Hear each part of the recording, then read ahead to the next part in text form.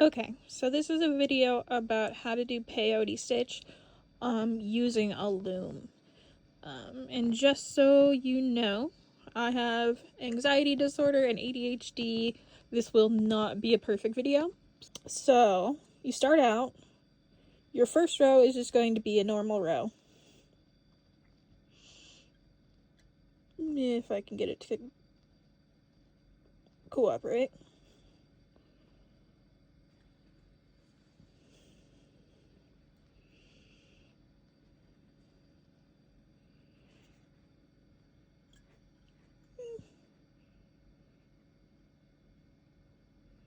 There we go. So you go, just like with regular loom, you're going to be working underneath is when you thread your beads, and then when you go back across, you'll be working on top. So, alright, so we have first line done.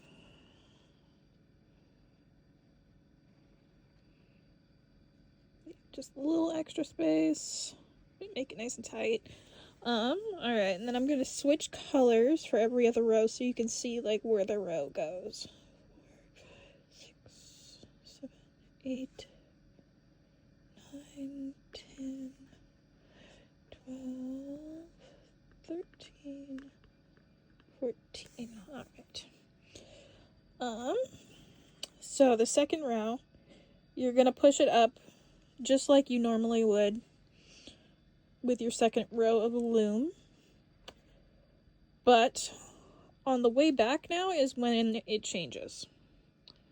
So on the way back, we go through the first bead that we went through, and we will be zigzagging. So I'm gonna make this super easy and go through each one individually first. So we go through the first one, and then you're gonna go down and go through the purple bead. Next. And then back up and through the yellow bead. So it'll be the third yellow bead because we skipped the second one. Through, and then so we just went through yellow, so now we'll go down through purple. It's really hard to see with this angle, trying to work with the camera in front of me, so I'm going kind of slow.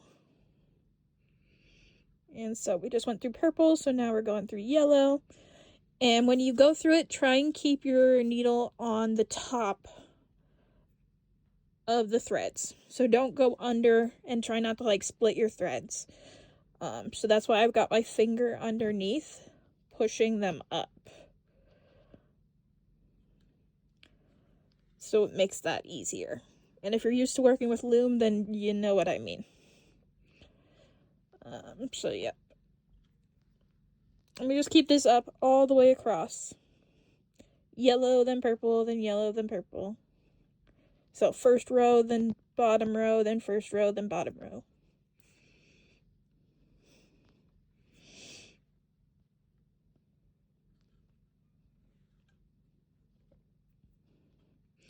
And when you get used to it, you can do like 2 beads at a time. So I get this stuck everywhere. Come on. There we go. You can do 2 beads at a time. So, like for instance, I would go through this purple one because it's the next one, and then angle my needle up so it goes through the purple and then through the yellow. And I got stuck again. It's the only thing. I love this clover loom. Oh, that's right. This is the clover loom. You can find it on Amazon. You can find it on Fire Mountain Gems. Most places that sell a wide variety of bead stuff will have this loom. And it's just a little clover loom, but I love it because it has the roll bars. So I can make longer pieces with and just like roll them up instead of having to have a loom that's as long as I want it or as I need it to be. All right. So we just went through down. We're going through the last bottom bead.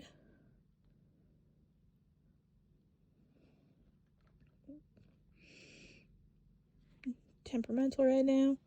All right. And so when you do that and you pull it tight, notice it turns into peyote on your loom. All right, let's see. Okay, so my thread came out of the bottom bead, so the bottom purple one. So what I'm going to do to start my next row is I'm going to go, since you're starting your next row, you're going underneath. So I go underneath through the very first yellow bead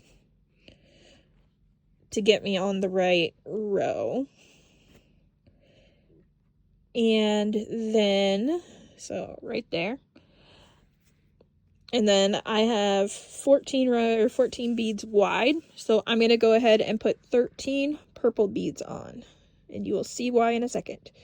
3, 4, 5, 6, 7, 8, 9, 10, 11, 12, 13. All right, so 13, and then we come back under here where we're working. And you line that up, and you should have all of them, except for the very first row will have no purple bead yet. Just because that's how you end up coming out. You have to add that last one after. It'll make sense when I show you.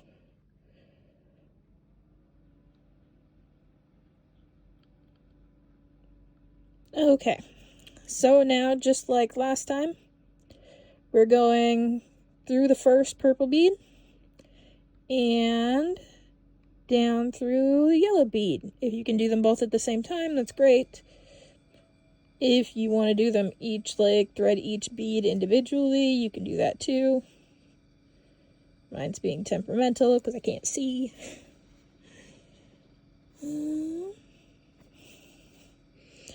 Okay. So through the purple and then through the yellow. Pull through.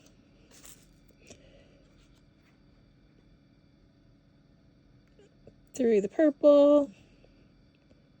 Through the yellow. And pull it through.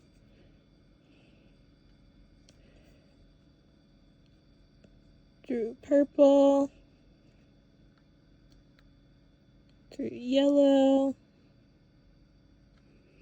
And then pull it through. Pull all through. And you see how that's turning into peyote?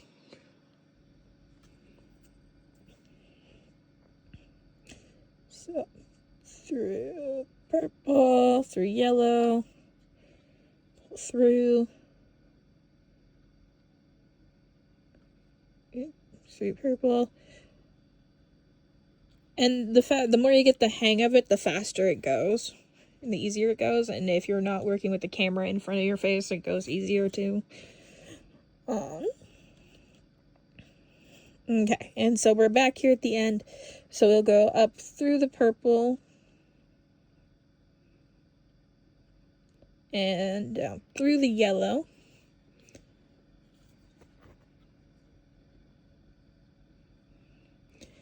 And so now we're ready to start the next row. But since we have one purple missing here, we're going to add one purple and then 13 yellow. Purple, 1, 2, 3,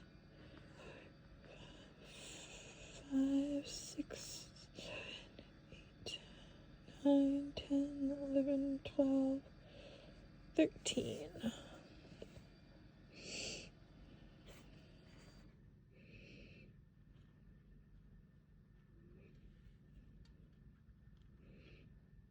Okay. So we put that all, we went under with the beads. So we're going the same exact way. Same way we have been. Through the first one, yellow one, then through the second purple one,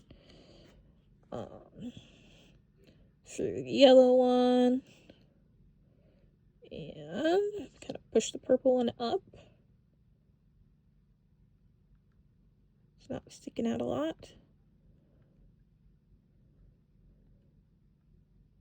Yep. There we go. Just getting things at the wrong angle because I'm not looking at it right. Wish there was a smaller camera that I could use. Would make this a lot easier. 2.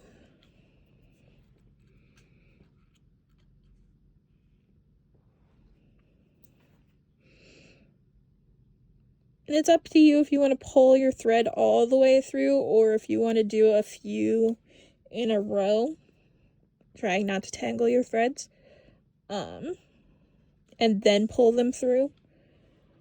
That is all up to you if you want to. Whatever feels comfiest. There we go.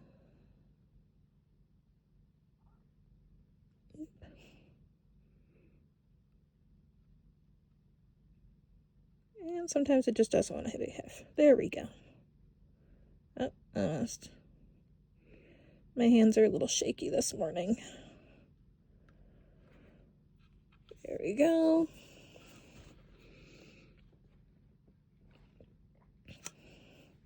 And now the last 2 beads. So we go through the yellow and then through the purple. And we are back at the beginning. And so I guess you can guess where I'm going to go from here. We're missing 1 yellow. And then we're on to the row of purples. So 1 yellow, 13 purples.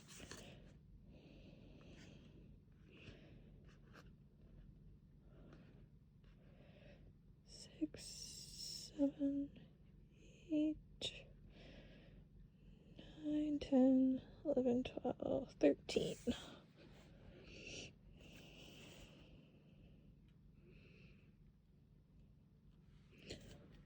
All right.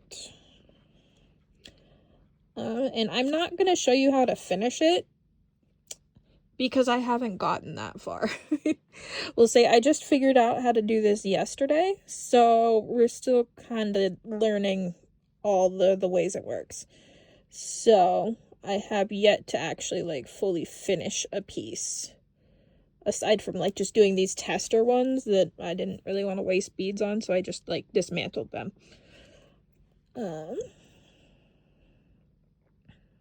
But I just need to find a pattern that I actually want to like make, and then I'll figure out how to end it. But I assume like you would probably just end it the same way you would a loom piece. Leave enough space that you can weave your threads back in. And why you would pick this over doing just like regular peyote is because like some people, you have problems with your hands, like me and my shaky hands right now. So sometimes this is easier. It's kind of the same reason somebody would pick to do loom beadwork over square stitch beadwork. It's really just personal preference. Because it's no different than doing regular loom.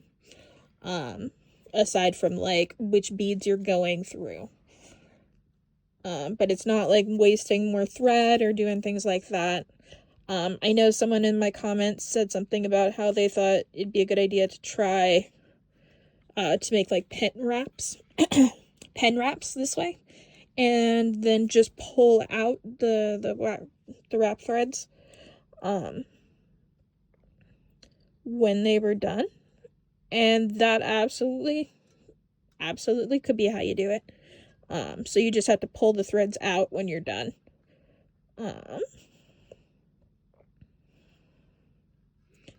Because, yeah, see, sometimes my hands just don't want to cooperate. Sometimes my eyes just don't want to cooperate and I can't see where I'm going. Yep. Making this look way more difficult than it actually is.